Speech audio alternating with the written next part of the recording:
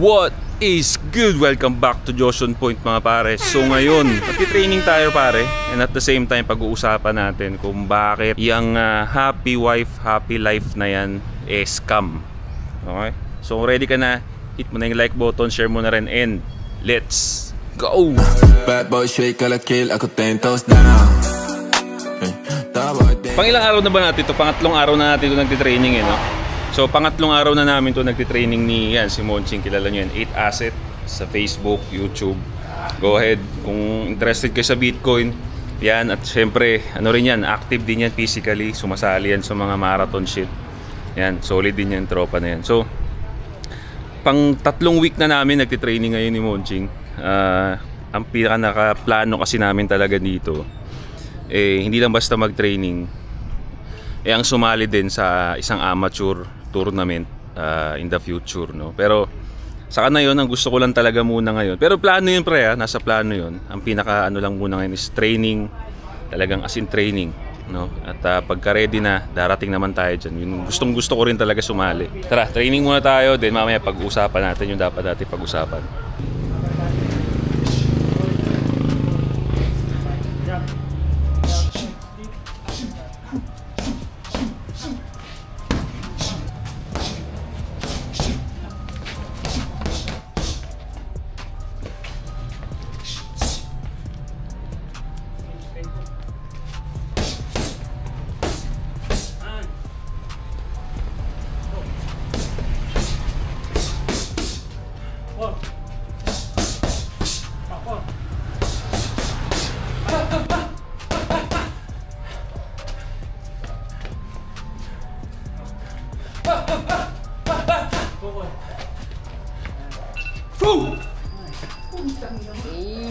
So, kakatapos namin mag-training, no? Nakita nyo naman yung videos ng mga training natin. Hindi ko na masyadong habaan yung mga clips kasi syempre, tangina baka laitin yun. Nag-uumpisa pa lang tayo Nag-uumpisa pa lang tayo, pre. Ito, may papanoorin tayong video, pare. Papanood ko rin kay Monching kasi ako lang nakakita nito. At related to dun sa gusto natin pag-usapan na bakit scam ang happy life, ang happy wife, happy life. No, sige, pre, panoorin natin to, The only thing that men need to learn and accept is that you can't make a woman happy. If you last too long, then that's too much. If you last too little, then you're probably cheating on her. If you remember to take out the trash, then she's gonna just remember that you didn't do the dishes. If you're paying your child support and you're paying over that and you're paying for the in-between, then it's never gonna be enough money. But if you don't pay anything, that automatically makes you a deadbeat.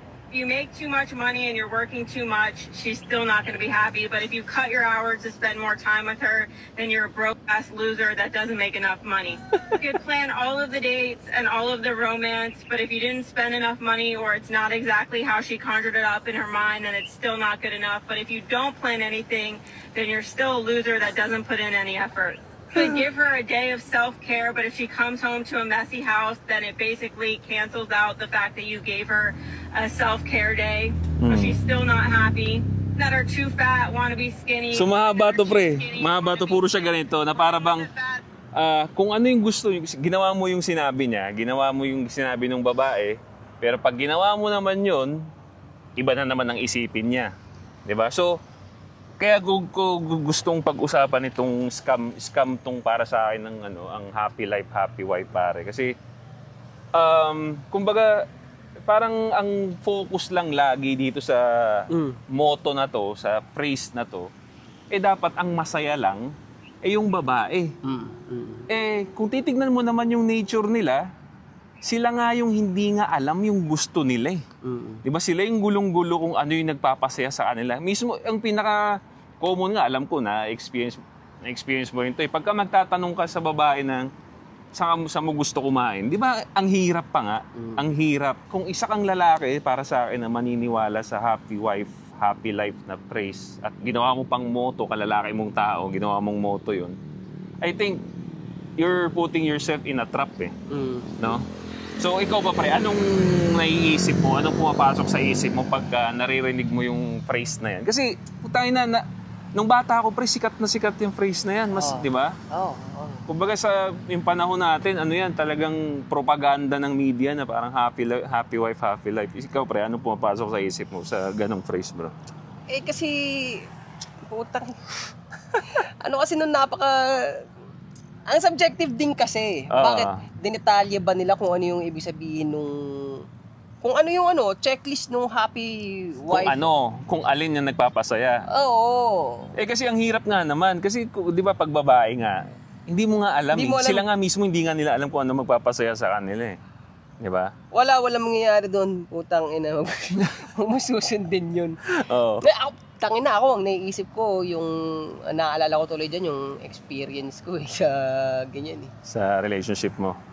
Oo, kasi alam mo yung ginawa mo na yung tama,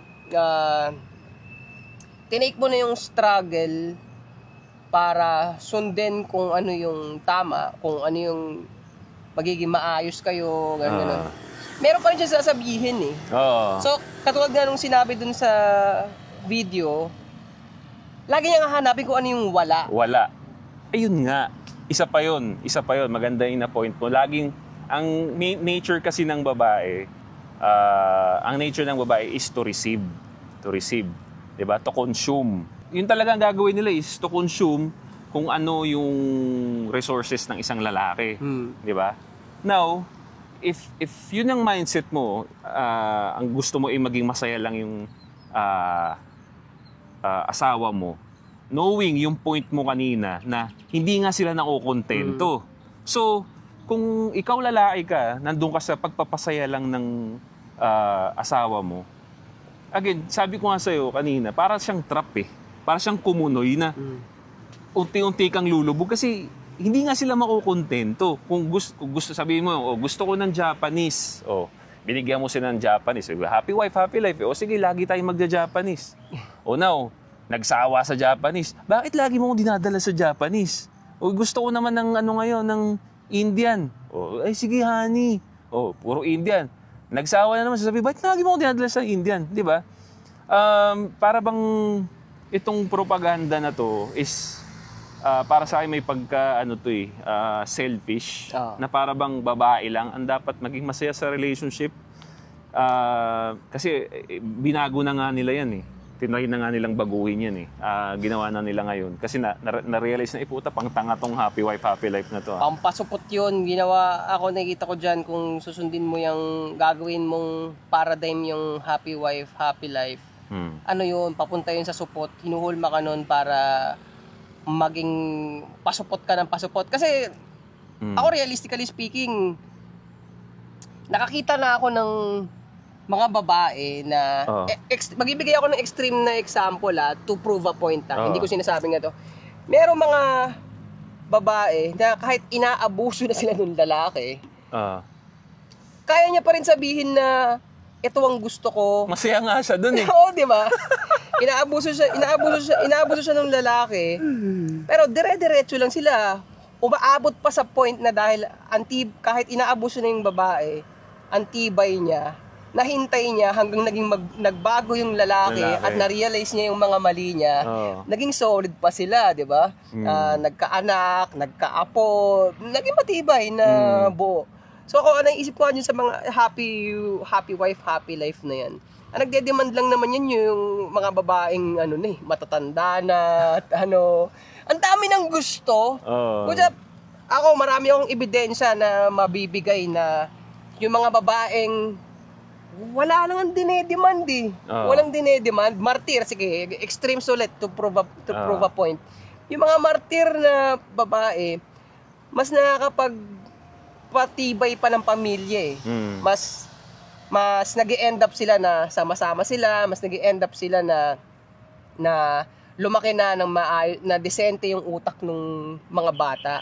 Pero yung mga babae, tatay na nag-conform dun sa pasayahin yung babae, pasayahin na pasayahin. Wala, naging tanga yung mga anak, tanga yung direksyon ng pamilya. Katangahan. Isa pa, maganda yung inano mo pre, na mayroong mga martir nga na babae na kahit hindi sila, sabihin na natin na hindi na ibibigay nung lalaki nila yung gusto nila. Pero ano sa tingin mo pare, alam ko rin naman yung sagot dito, sagutin ko na lang din. Kung bakit merong mga martir na babae. Because ang hindi kasi alam ang gusto kasi ng propaganda na to, happy wife, happy life, is para sa akin ang baliktarin yung nature or ang baliktarin ang gusto talaga baliktarin yung nature. Kasi kung titignan mo sa history pare, kung titignan natin yung mga history sa relationship, although hindi nga namin to pinopromote, okay? Hindi namin pinopromote yung violence sa relationship. Okay? Let's be clear on that. Pero bakit marami pa rin nagsistay na babae dun sa ganung klase ng relationship? Because ang totoo nun, kaya nag-stay yung mga yun at nag-e-enjoy sila sa ginagawa nila because ang babae talaga is nag-e-enjoy pag nagsuserve sa mga partners nila. Yun ang sikreto talaga no? Etong happy wife, happy life na to is nire-reverse niya yung nature na dapat lalaki ang nagsuserve sa babae. Di ba? Sabihin natin ako nga dapat nga equal Dapat mag-serve ako sa'yo, babae rin, mag-serve ka rin. Di ba? Para serve ko yung role ko bilang husband, mag-serve ka rin ang role mo bilang babae. No? So, pero para nga sa akin mas natutuwa ang babae pag nagsuserve sila sa husband nila. Yun ang parang nila parang comfort zone nila yun 'Di ba? Na gustong baguhin ng propaganda na happy wife, happy life 'Di ba? Ang nauuwi pa ngayon dahil maraming ang naloko na lalaki diyan, serve sila ng serve sa babae nila. Yung babae naman syempre dahil nga hindi nila comfort zone yun na pagsilbihan sila ng lalaki ng palagi, okay? Dahil nga hindi nila comfort zone yun, ngayon, ang instinct ng babae na nawala sa comfort zone, again, pag wala sa comfort zone ng babae, hindi niya instinct yun, wala sa nature niya yun, ang mag-disrespect. Ganun sila pagka ang babae wala sa nature, nadi-disrespect nila yung lalaki. For example, di ba? Pag lalaki ka, hindi ka simp. Di ba? Hindi ka simp. Yun ang nature. Yun ang gusto ng babae, hindi ka simp, hindi ka naghahabol sa kanila. Now, anong napapala ng lalaking simp? Anong napapala ng lalaki sa sinisimp niyang babae? In short, wala. Wala. Because minsan nga pinandidirihan pa ng babae yung mga simp na lalaki kasi nga hindi nga nila nature yun. Pag wala sila sa nature nila, pag wala sila sa comfort zone nila, ang dinidisrespect nila yung lalaki. O another example pa, babae yung provider sa relationship. Hindi nila comfort zone yun. Again, pwede sila mag-provider pero temporary lang. Hindi pwede kasi lalaki dapat talagang provider. Pag babae na yung naging provider dun sa relationship, wala siya sa comfort zone niya, anong gagawin niya dun sa asawa niya? Disrespect yun. Malamang under yun. Binabastos-bastos yun. Again, ang enjoyment ng babae talaga, pagsilbihan. Controversial to. No, mamaya pag na-clip to, makaka-cancel tayo. Pero wag na kayong magkaila. Gustong-gusto ng babae ang nag-aalaga sa asawa niya. Tsaka, ang gusto kong pagdating sa part na yan, ang importante sa akin na isipin nila more than kung anumang cliche yung dyan. Kasi pag ang babae ay in-appreciate yung pagsuporta sa kabuhayan ng lalaki, pagsuporta sa pag-focus sa pag-nurture ng mga bata, ano bang outcome nun? Malakas na pamilya, magandang pamilya. Pero sigurado to, kahit gumamit pa kayo ng scientific method para patunayan. Ang babae na may pamilya pero laging wala sa bahay, walang kwenta yung pamilyang kasi wala kang babaeng nagna-nurture dun sa mga bata, pagsuporta dun sa asawa. Kasi yung activity na paalis-alis, isa lalaki yun. Di ba nga kung babalik tayo sa ibalik natin yung yung primitive na structure ng family. Oo. Yung lalaki nga ang lalabas at manghuhuli, mag-hunt. Yung lalaki ang aalis at mag-hunt. Kayo, ikaw asawa at ikaw mga bata, dyan kayo. Bantayan niya yung bata, bantayan niya yung home, di ba? Tapos darating yung lalaki, yan, may kakainin na kayo. hindi na masyadong subjective yung happy wife, happy life na yun. Hindi pwedeng, wag niyong gamiting wag niyong gamiting basihan yan. Oh, hindi. Yun nga kasi nangyayari, nagiging scam nga siya. Ito, may naalala akong maganda. Sa akin nga, yung mga, lalo na yung mga babaeng ginagawang katwiran yan, yung mga lalaking naniniwala dyan sa happy wife, happy life, na wala namang, kumbaga wala silang pang-suportang logical, wala silang pang-suportang rational dun sa happy wife, happy life.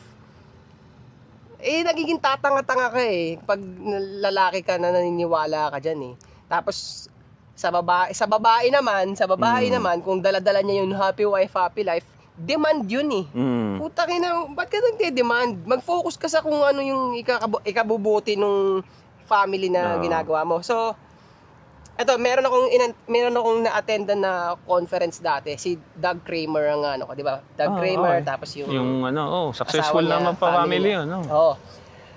Alam nila sa sarili na sinabi to ni Doug Kramer na gustong gusto ko. Alam nila sa sarili nila yon. Si Doug, alam niya na yung role niya bilang tatay sa pamilya, alam niya yon, ginagawa niya yon, ine-execute niya yon para ialay sa Diyos. Hindi para ialay kay Cheska, ginagawa niya yung role niya bilang tatay para ialay sa Diyos. Wala siya, hindi siya nagde-demand, hindi siya nagsasabi kay Cheska na ganito ang gawin mo, ganito kasi ako ang lalaki dito. Hindi. Gagawin ko yung pagiging tatay ko kasi inaalay ko to sa Diyos. Ngayon, si Cheska, dahil agree siya at naniniwala siya, ganito yan hindi nila Biblia yung kasabihan na happy wife, happy life na yan. Talagang sa Biblia, kung ano yung nasa Bible, doon sila nag-agree na, ito ang paradigm natin, itong Bible. So, si Cheska rin, alam niya na kailangan niyang suportahan yung si Doug, ganon. Alam niyang kailangan niya maging submissive kay Doug kahit hindi niya dinedemand kay Doug. Alam niya na ginagawa niya yon para sa Diyos. So, ang ibig sabihin, yung mga cliche na yan, ang ganda nga naman pakinggan. Happy wife, happy life. Yeah. Sino ba naman ayaw ng happy life? Sino ba naman ayaw ng happy wife? Pero pag sa bibig mo na nanggaling yan, pag sa bibig na nung wife nanggaling yan na happy wife, dapat para happy life, demand yun. Doon na nagiging mali. Nagde-demand ka na Gawin mo lang yung mga bagay-bagay, ialay mo sa Diyos kasi kasi yun yung tamang gawin diba? Walang kasi, mali doon. Walang mali. Alam mong nasa tumbok ka. So, ayun. Kaya mga babae, huwag yung sasabihin Tsaka yan. parang yung happy wife, happy life, para siyang excuse na para mag-bad behavior yung isang babae. Na para bang, hindi, kailangan gawin mo to. Kaya tumatama talaga dun sa pagde-demand Nagiging demand na siya kasi, hindi, pangit ugali ko. Kasi wala ang ginagawa Happy wife, happy life, di ba? Tsaka, na para bang sobrang selfish talaga nun, pre, na para bang yung kasiyahan mo. Kasi, kaya ito bro, magandang example din naman to, pre, na sinasabi nila, na mga na-experience din naman natin, I'm sure, ikaw na-experience mo rin to. Kaya nila, isa rin sa sa kanila, na totoo ang happy wife, happy life. Kasi nga daw, every time daw nagalit ang nanay sa bahay, lahat daw apektado. For example, pagka naglilinis daw sila, parang lahat nararamdaman kaagad daw ng anak yung parang busit na yung nanay, ganon. Now, para sa akin, hindi maganda yun hindi nga. Hindi maganda yun. Ako na-experience ko rin yun. Na-experience ko rin sa mother ko yun. Pero, para sa akin, hindi okay yun na porket naglilinis ka lang, gusto mo lahat bad trip ang aura. Di ba? Parang, hindi nga dapat happy wife, happy life. Dapat ang praise doon angry wife. Angry wife. Angry lahat di ba? Kasi, di ba, bakit, di ba naglilinis ka naman? Hindi naman, mabuti yung ginawa mo mabuti naman yung ginawa mo. Bakit parang galit ka lahat? I mean,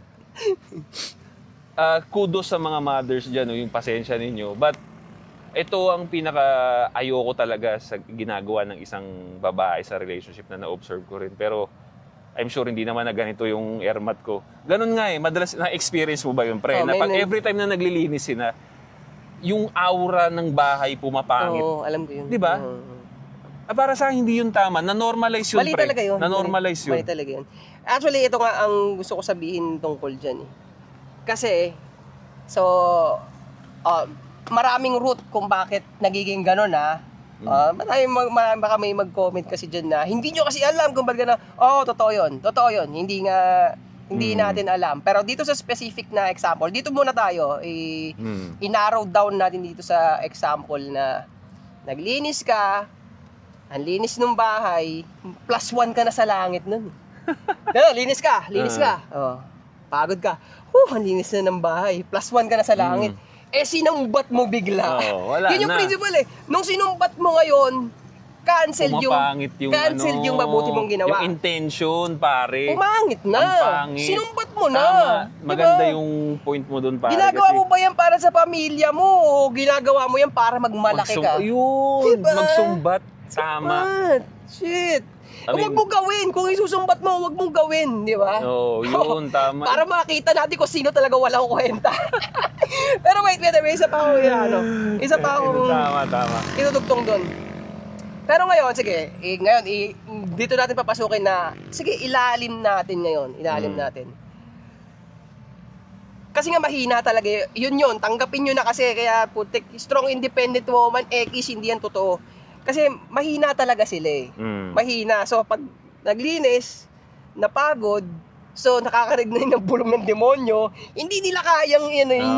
Hindi nila kayang i-resist yun. Babagsak sila dun sa tukso na magalit at manumbat. So, okay yun.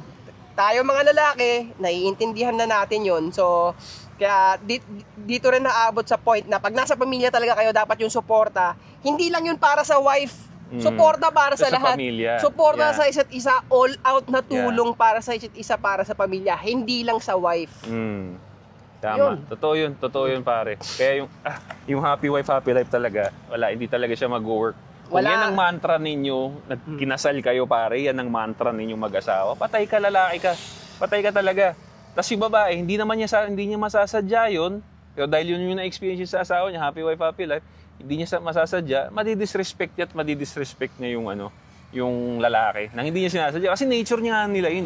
Wala nga sila dun sa nature na lagi mo silang pagsisilbihan di ba? So, ang ganda nun, pre. Ang ganda nung sinabi mo na intention. Kasi nga, naglinis ka nga Ano ba naman, kala ko ba para sa atin yan? Bakit nagagalit ka sa amin? Diba? Sinusumbat mo ngayon. Nagagalit mo. So, pero, I'm gonna be fair din, di ba? So, trabaho rin naman nating mga lalaki na tulungan din sila. Pagka nandyan, alam mong nahihirapan na, kasi minsan nahihirapan talaga tumulong ka na. Kasi ang nakakainis din kasi, pre, na i-relate, to be fair lang, no?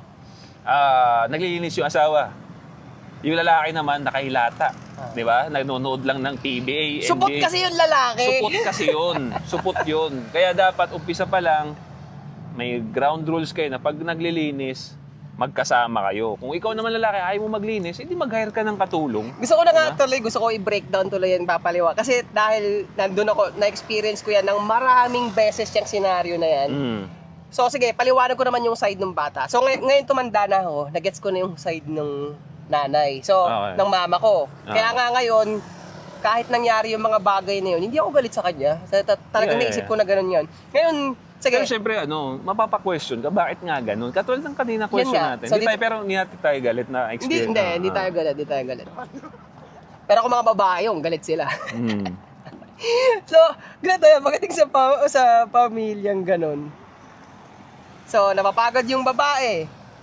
Tinutukso na siya ng demonyo para maging bitch at magwala doon. Ngayon, yung mga bata, dahil bata pa nga sila, wala pa sila dun sa part na para kumuha ng obligasyon. Ako sa totoo lang hindi ko rin naiintindihan yun. Exactly.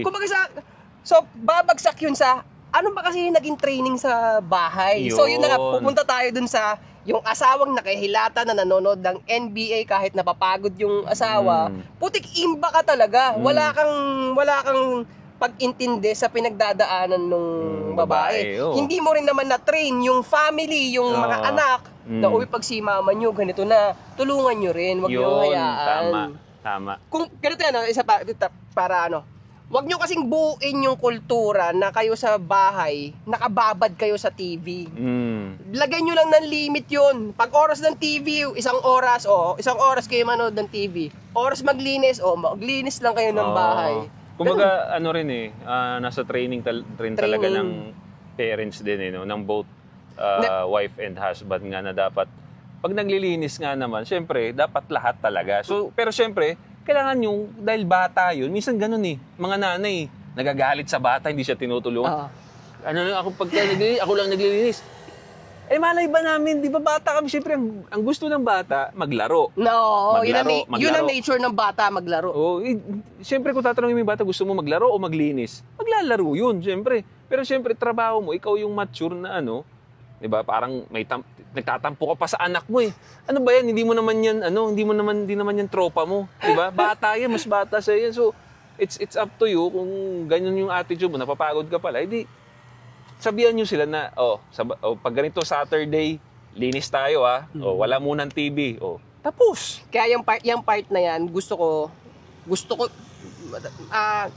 mapapaayos talaga yon na, yun naman gagaling sa lalaki. Yun, tama naman yun. Sabado putang ina, yan lang yung panahon natin maglinis, walang ano-ano dyan. Yun ang gagawa lalaki, kaya kung... Authority ang lalaki kasi. Lalaki yung gagawa ng plano, lalaki yung mag-i-enforce sa mga bata ng plano. So, yun na nga. Pero di ba? Walang yung lalaki yung magpaplano at mag-i-enforce ng plano, hindi yun equated, hindi mo yung maitatapat sa happy wife, happy life. Yes. Hindi yun ang principle. Tanggalin mo yung happy wife, happy life, gumawa ka ng plano para at i-implement mo yun sa bahay nyo. Kaya tignan mo, yung lahat ng sinabi natin, pare, karamihan ng mga sinabi natin is towards the family, the unit, hindi sa iisang tao. Hindi sa iisang tao. Hindi So parang, selfish talaga. Selfish talaga yung happy wife, happy life na yan. So, sana dito sa video na to ma-break na namin yung ganyang bad phrase na yan na propaganda ng media para maging alila kayo dyan mga lalaki. It's about high time. It's about high time. Dito patabayin ko ito. It's about high time. So pare, sana may natutunan kayo doon. Comment down below pare. May mga experience ba kayo? Isa ba kayo sa mga pamilya na naka-experience ng happy wife, happy life? Kumusta yun? No? So, comment down below para interested kami dyan. No? Again, don't forget to subscribe, hit the bell para notify kayo sa mga bago nating videos. 8 Asset pare sa Facebook, YouTube. Ililink ko yan sa description. Go ahead, subscribe kayo dyan pare. Once again, this is Joshon Point, 8 Asset. We'll be right back. Boom!